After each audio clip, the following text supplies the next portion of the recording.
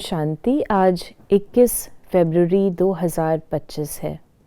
प्यारे बाबा ने हम बच्चों को लक्ष्य दिया है कि हमें पास विद ऑनर्स होना है और इसके लिए हमें अपनी बुद्धि पर अटेंशन देना है कि हमारी बुद्धि इधर उधर भटके ना, देहधारी की ओर न जाए, लेकिन एक बाबा की याद में रहे।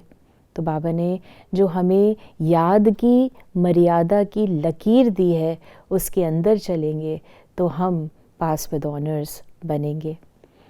प्यारे बाबा ने आज हम बच्चों को वरदान दिया, कल्प कल्प के विजय की स्मृति के आधार पर माया दुश्मन का आह्वान करने वाले महावीर विजयी भव। बाबा ने हमें महावीर विजयी भव का वरदान दिया।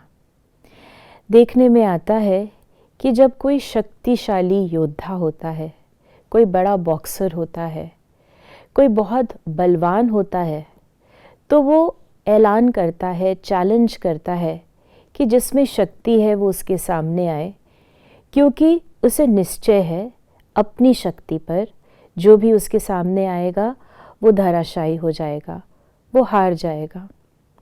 अगर उसे अपनी शक्ति पर निश्चय ना हो, भले वो शारीरिक रूप से कितना भी शक्तिशाली हो, तो वो जीत नहीं सकता। इसी प्रकार बाबा ने कहा है कि तुम्हें भी स्मृति स्वरूप रहना है और अब माया को चैलेंज करना है। बाबा के आगे गिड़गिड़ाना नहीं है कि बाबा माया को मत भेजो, हम पर आशीर्वाद करो, कहीं माया ना आ जाए। इस प्रकार के कमज़ोर संकल्प आना अर्थात अपने कल्प कल्प के विजयपन की स्मृति को भूल जाना।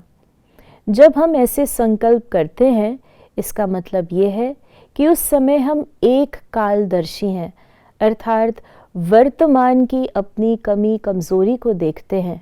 लेकिन यदि हम त्रिकालदर्शी हों तो हमें ये स्मृति रहेगी कि हम भविष्य में क्या थे, हम क्या हैं, क्या बनने वाले हैं।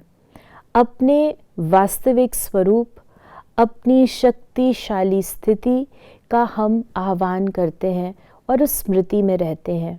तो बाबा ने हमें कहा है कि हमें त्रिकालदर्शी होकर रहना है।